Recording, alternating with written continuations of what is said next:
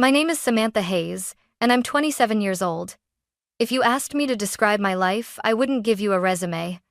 I'd give you a song, a slow, aching jazz ballad with moments of sudden brightness, and notes only I seem to understand. I live in Portland, Oregon, where the rain falls almost every day and the air smells like coffee and wet pine. My world is small, a one-bedroom apartment above a bookstore, a guitar propped against the wall, and sheet music scattered across the kitchen table. My family calls me a dreamer. They mean it as an insult. My sister is a lawyer in Seattle. My brother writes code in Silicon Valley. My parents are proud of both of them. And me? I write songs no one in my family listens to except for two people. My grandparents. They're the only ones who ever believed. I grew up on the rainy side of Portland, in a modest two-story house with chipped blue paint and a porch that creaked when you stepped on the wrong board. The backyard was a tangle of blackberry bushes, and on summer evenings, I'd sit under the old cedar tree, listening to my grandfather's trumpet drifting through the open window. Grandpa Thomas wasn't famous. He'd played in smoky jazz bars in Chicago back in the 70s before settling down here with my grandmother Margaret, a retired nurse who still smelled faintly of lavender soap. They weren't flashy people, but they had a quiet magic about them. Grandpa's hands were rough from years of holding the trumpet, and whenever he played, the air felt warmer, even in winter. I was 8 when I wrote my first melody. It wasn't much, just a handful of clumsy notes I scribbled on the back of my math homework, but Grandpa treated it like a masterpiece. "Sam," he told me, "music isn't just something you hear, it's something you carry. If you keep it close, it'll carry you right back." My parents never understood that. Dad managed a lumber supply company. Mom taught chemistry at the local high school. To them, success came in spreadsheets and diplomas, not in songs that no one had asked for. My older sister, Victoria, was their golden child debate team captain, straight-A student, destined for law school before she could even drive. My younger brother, Ethan, was the prodigy in the making, programming his first app at 12 and landing summer internships in Silicon Valley before college. And then there was me, the creative one. The label sounded kind, but it was always followed by a sigh. Dinner conversations were competitions I could never win. Victoria would talk about mock trials and scholarships. Ethan would discuss algorithms and robotics projects. My parents' faces lit up with pride, nodding at every achievement. Then they'd turn to me, and I'd tell them I was working on a new song inspired by the rain sliding down my bedroom window. The silence afterward was deafening. Sometimes Dad would say, "That's nice, Sam. But what about your grades?" Other times, Mom would press her lips together, as if she was holding back the question she really wanted to ask. "When will you get serious?" It wasn't that they didn't love me. They just didn't see music as a future, more like a phase I'd grow out of. But Grandpa and Grandma saw me differently. They'd let me stay over on weekends, and Grandpa would pull out his old records, Miles Davis, Chet Baker, Ella Fitzgerald. We'd sit in the living room, the turntable crackling, and he'd teach me how to hear the spaces between the notes. Looking back, I realized those nights were my real education. Not in scales or theory, but in permission. Permission to dream in a family that preferred straight lines over improvisation. By the time I turned 18, the pressure in my house was a constant hum, like the buzz of fluorescent lights you can't switch off. College brochures began stacking up on the kitchen counter. Engineering programs, business schools, even a packet from the University of Washington's pre-law track, which Victoria had mailed me, just in case. I'd smile politely, take the pamphlets to my room, and shove them in the back of my desk drawer. What I didn't tell anyone was that I'd already made up my mind. The idea of sitting in lecture halls, memorizing formulas I didn't care about, felt like putting my heart in a box and sealing it shut. Music wasn't just what I loved, it was the only thing that made sense to me. I'd been writing songs late into the night. My fingers sore, my notebooks filling with verses and chord progressions. Some mornings I'd wake up with new melodies still echoing in my head, as if they'd been waiting for me in my dreams. The moment came one Sunday morning over breakfast. Mom had made pancakes. The air smelled of coffee, and my parents were in unusually good moods. Victoria was visiting from Seattle, talking about a case her firm had just won. Ethan was scrolling through something on his laptop, probably coding. I took a breath and said it. I'm not going to college. The room went still. Dad set down his mug. What? I'm going to focus on my music.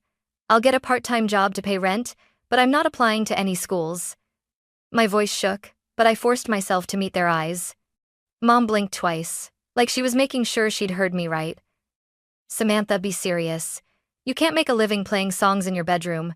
You need a degree. I don't want a degree. I want a career in music. Victoria leaned back in her chair, crossing her arms. Sam, I'm telling you this as your sister. I've seen people chase art and end up broke, living with their parents at 30. You're too smart to throw your future away. Ethan didn't say anything.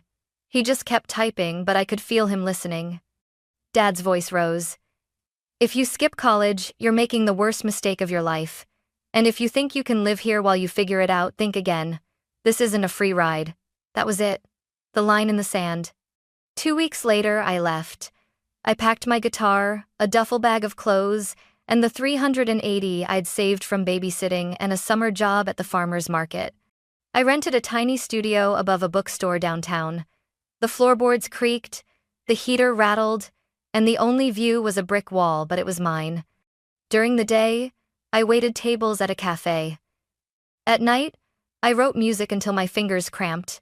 No applause, no record deals, just me and the songs. And for the first time, even with all the uncertainty, I felt free.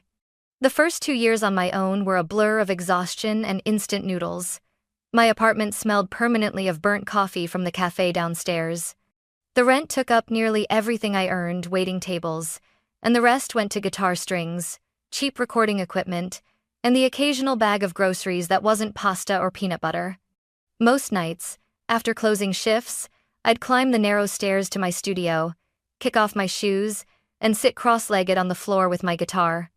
The street lamp outside my window flickered like a heartbeat, and I'd play until my voice was hoarse. Sometimes I recorded demos on my old laptop, but most of those files never saw the light of day. I'd tell myself, next one will be better. My parents called often, or rather, my mom did. The conversations were always the same. Sam, are you eating? Are you still doing the music thing? Yes, Mom. You could come home, take some classes. No, Mom. Dad's calls were shorter. You find a real job yet? Even Ethan, who rarely gave opinions, texted once. You're smart enough to do something else, you know. The only voices that didn't try to steer me off course were my grandparents. Grandpa would call from their landline, his voice crackling with static. You're on the right road, Sam. Roads like this are never paved.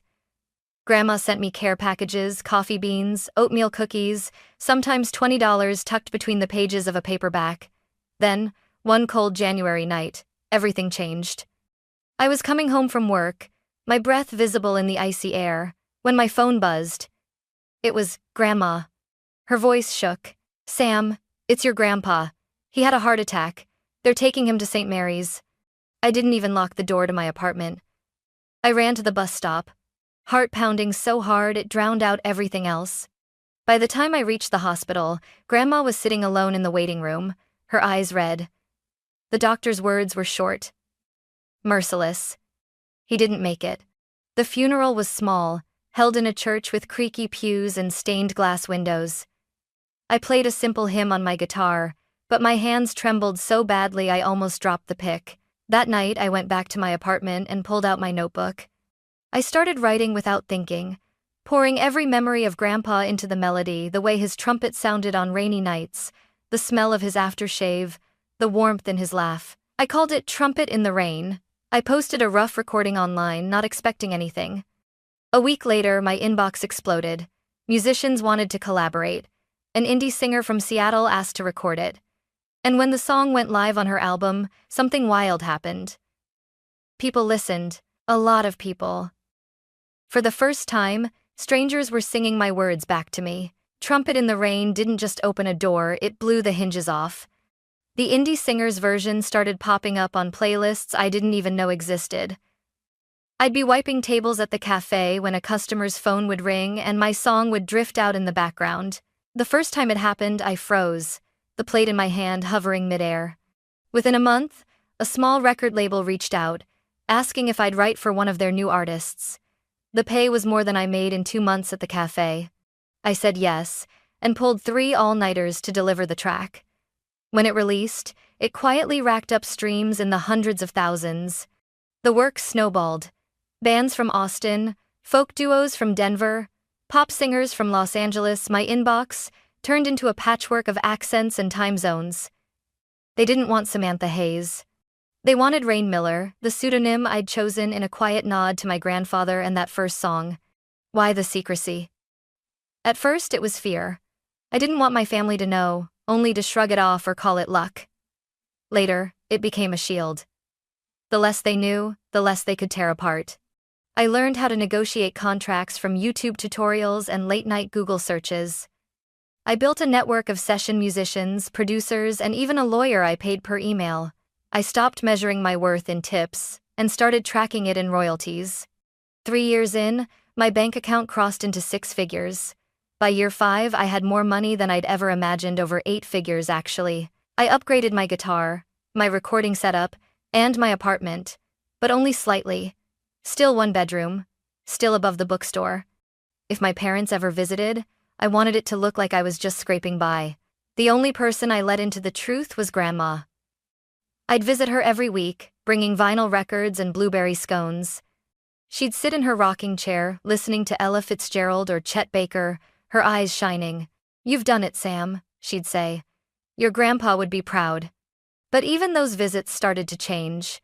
She'd forget which record was playing, ask me the same question 3 times in an hour. The day she called me Margaret, her own name, I knew something was wrong. The diagnosis came a month later: early-stage Alzheimer's. That night, sitting at my desk with the city lights blurring in my eyes, I made a promise to myself. I wouldn't let her fade away in some sterile room under the care of strangers. She deserved music, warmth, the kind of life she'd given me in those weekends with Grandpa. I didn't know exactly how yet, but I knew it would be big. The idea came to me one night while I was listening to Kind of Blue in the dark, the hum of my amp filling the spaces between the trumpet lines. I thought about Grandma in her little house, the same one she'd lived in for 40 years, with its steep stairs, cluttered kitchen, and no one there after dusk. I could already see the next few years if I did nothing, her memory slipping further, small mistakes turning into dangerous ones. I remembered how she'd once left the oven on for an entire afternoon. It wasn't going to get better, so I decided to make it better myself. First, the house. I called Claire, my assistant, confidant, and part-time miracle worker, and told her to start looking for a property outside the city. I wanted space, light, gardens, somewhere quiet, with a view that could change with the seasons. It had to feel like home the second you stepped in, but it also had to be safe: no stairs without railings, wide doorways for easy access, a bathroom that wouldn't be a hazard. After 3 weeks of touring overpriced shells and lifeless McMansions, we found it. A weathered 3-story estate in West Lynn, built in the 1920s.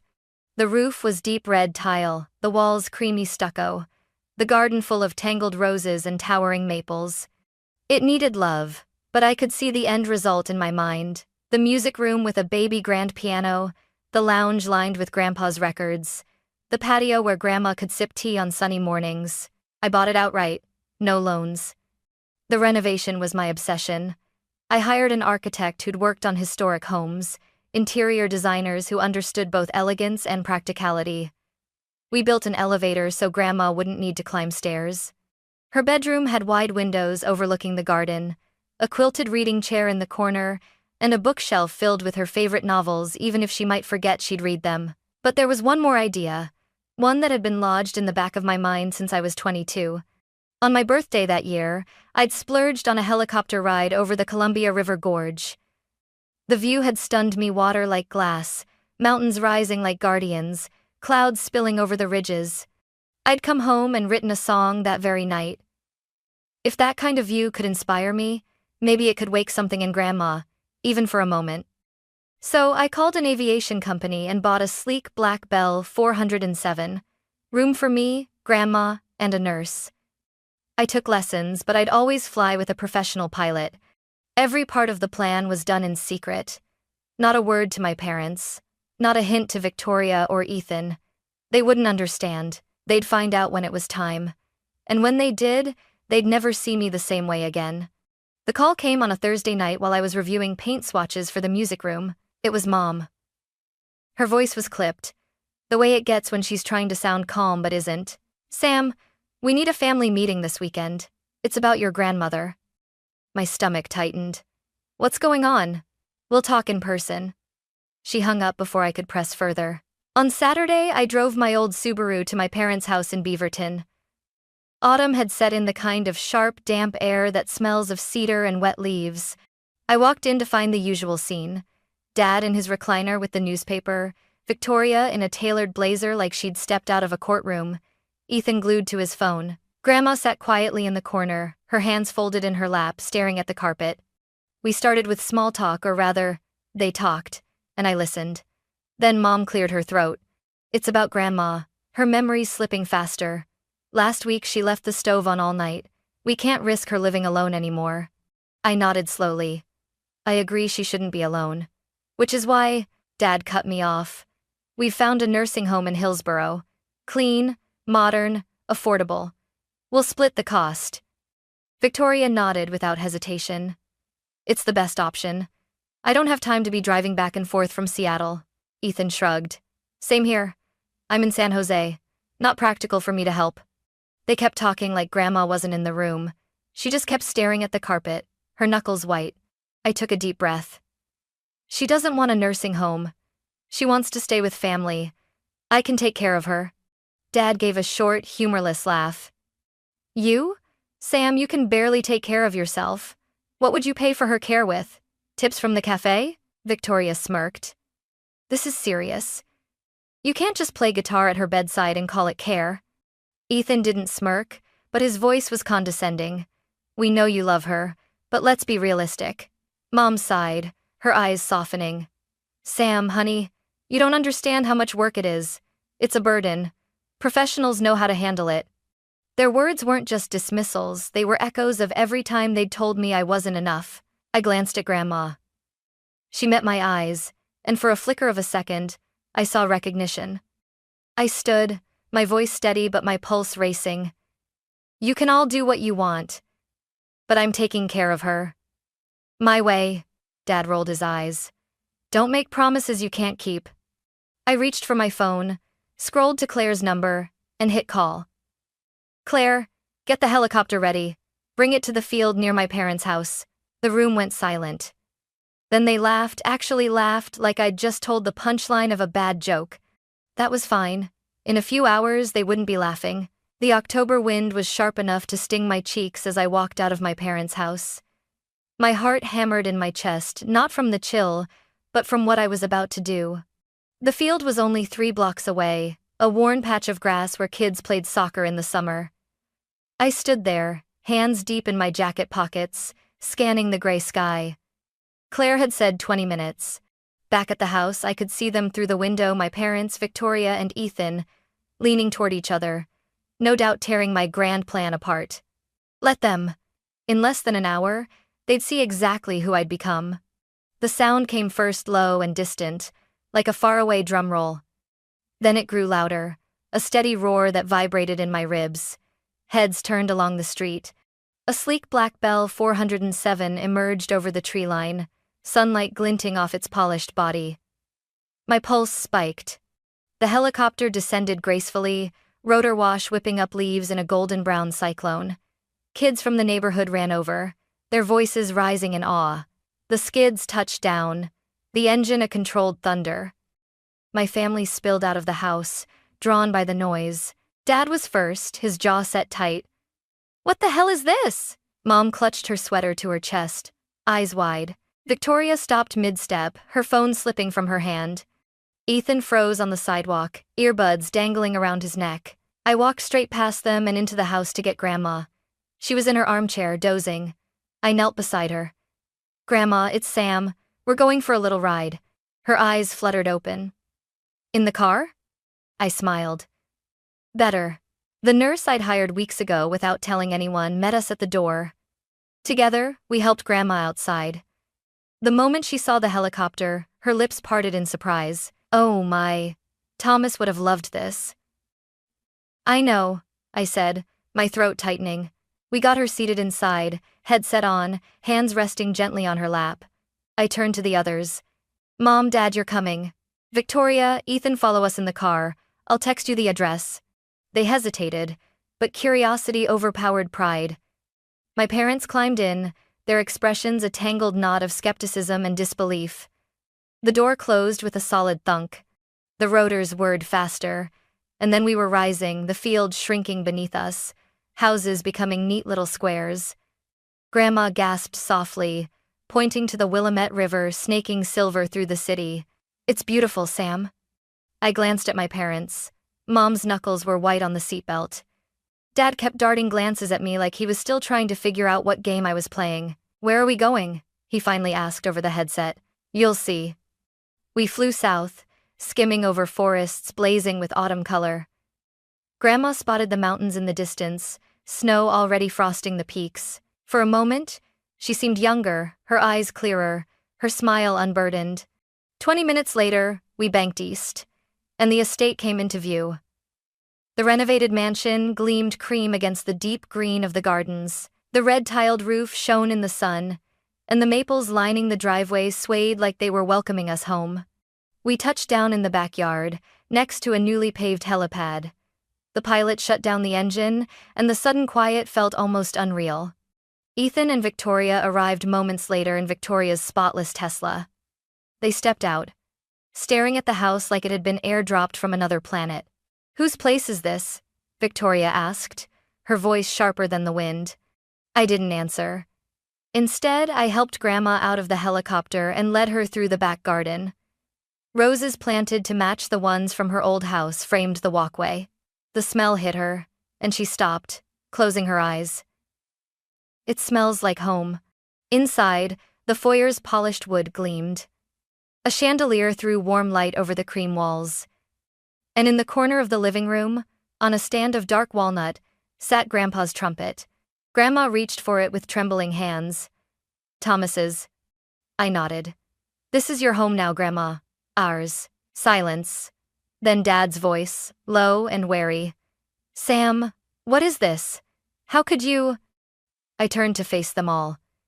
For the past 6 years, I've been writing music under the name Raine Miller. Trumpet in the Rain? That was mine.